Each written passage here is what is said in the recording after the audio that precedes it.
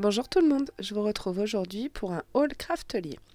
J'ai craqué pendant les soldes et uniquement pendant les soldes et je me suis acheté ce classeur format 6 pouces par 8 pouces pour un projet qui va me tenir tout au long de l'année et que je vais essayer de tenir.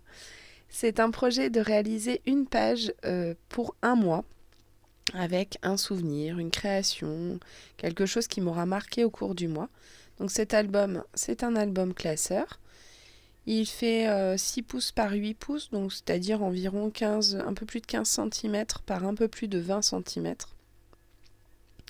Il est assez sympa, il est tout simple, avec des rayures bleues, des petits cœurs à l'intérieur. Et pour aller avec, bien entendu, j'ai acheté des pochettes. Donc je vais vous montrer les pochettes que j'ai achetées.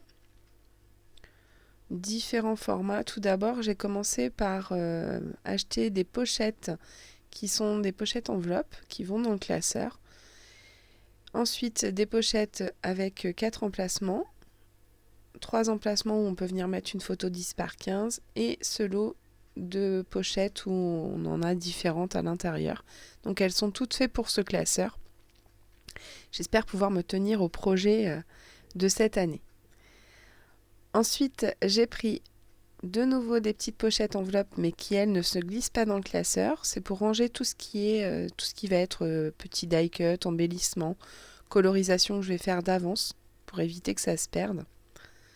Plutôt que de les mettre dans des enveloppes comme j'ai l'habitude de le faire, des enveloppes toutes simples de la poste, j'ai pris ces petites enveloppes avec les scratchs. Elles sont assez bien, elles sont rigides. Au moins je suis sûre que ça ne se perdra pas et que je les aurai tout le temps sous la main. J'ai acheté aussi les petites pochettes de rangement que j'utilise pour les tampons. J'en avais pas de toutes petites. Elles vont être très bien pour ces petits tampons Show and Flower, les petits tampons doudou. Et tout ce qui est tout petit tampon. Des lames pour mon massicot. C'est toujours de la marque Craftelier. Ici, j'ai pris ces petits die qui vont servir pour rajouter des pages dans l'album. Et en fait, elles sont perforées. Elles sont perforées pour pouvoir rajouter des pages, des créations, etc. Et pas forcément les mettre sous pochette plastique. Après, j'ai voulu tester le rouleau d'adhésif double face, qui a priori est un adhésif fort, de chez Craftelier et qui fait 9 mm par 10 mètres. J'ai craqué. J'ai craqué pour ces petits seaux de chez Artemio qui sont trop mignons. Le premier, c'est des petites arabesques. Ici, c'est une branche de romarin. Donc, on verra ce que ça donne. Je les trouve trop mignons et ils étaient eux aussi en solde. Et pour finir, je sais, c'est plus Noël, mais j'ai craqué pour des collections de papier de chez Cartabella. Donc tout d'abord, cette belle collection de papier Gather at Home. J'adore les papiers de Cartabella, je les avais découverts dans des collections, dans des box de chez Tout en Colle.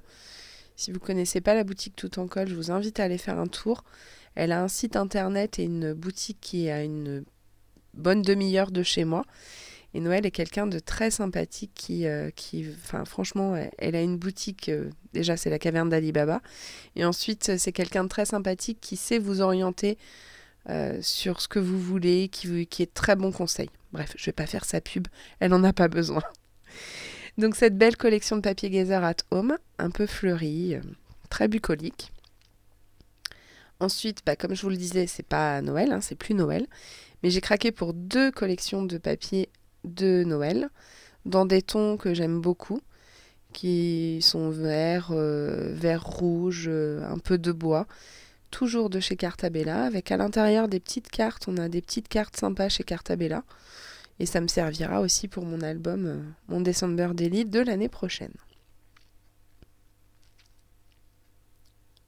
On a des mots écrits en français, Noël, des feuillages, des fleurs, des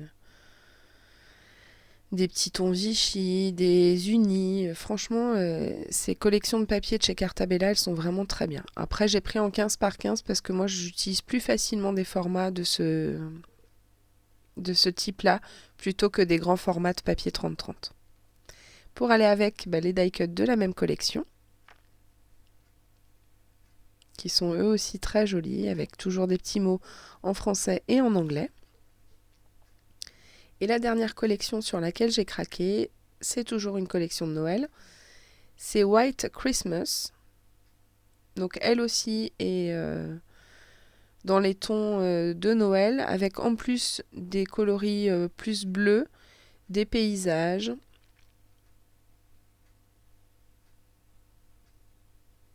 Toujours les petites cartes.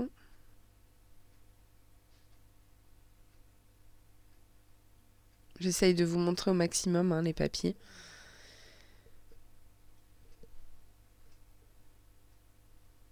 Ici des petits cadeaux, des petits fonds avec des sapins. On en a vraiment pour tous les goûts et on peut autant les utiliser en carterie que sur des mini-albums ou alors dans des December Daily format classeur. Une très très belle collection. Pour aller avec les petits enamel dots. Et le plus gros craquage, c'est un craquage rangement, puisque j'ai trouvé sur Craftelier cette grosse boîte qui permet de ranger des dies, des tampons, ou des dies et tampons coordonnés. Et elles sont pas mal. Le seul petit reproche à la limite que je peux faire, c'est qu'en fait elles sont toutes molles ces feuilles magnétiques. Alors elles collent très très bien. Elles ont un pouvoir magnétique très puissant. Mais par contre, elles sont un peu molles. Donc je pense que ce que je vais faire, c'est qu'elles sont magnétiques des deux côtés, mais je vais abandonner un des côtés magnétiques pour mettre une petite cartonnette format 0,5, vraiment quelque chose de tout fin pour pouvoir rigidifier. Ici, on peut même rajouter encore des feuilles magnétiques sur les gros intercalaires en plastique qu'il y a à l'intérieur. Et vous voyez qu'elles sont vraiment très magnétiques. Je vais vous montrer moi comment je range mes dies. Je récupère les feuilles magnétiques. Généralement, là, c'est une liste de courses qu'il y avait sur mon frigo. Une fois qu'elle a été terminée, j'ai récupéré le côté magnétique et je colle les dies dessus. Donc ça va être bien pour le rangement dans la scrap room.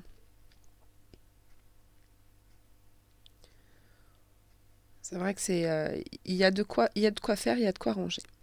Au niveau du format, c'est écrit dessus, elle fait en gros 27 cm par 22 et pour une hauteur de 19,8. 19,85. Donc voilà, ça prend de la place, mais au moins tout sera rangé correctement dans la scrap room.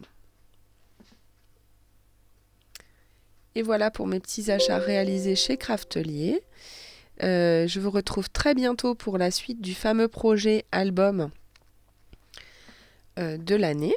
Comme ça, vous verrez un petit peu la continuité. J'essaierai de vous publier une vidéo par mois avec des photos de l'évolution de ce classeur. Je vous retrouve très bientôt pour une nouvelle vidéo. D'ici là, scrapez bien. Passez un bon week-end. À bientôt.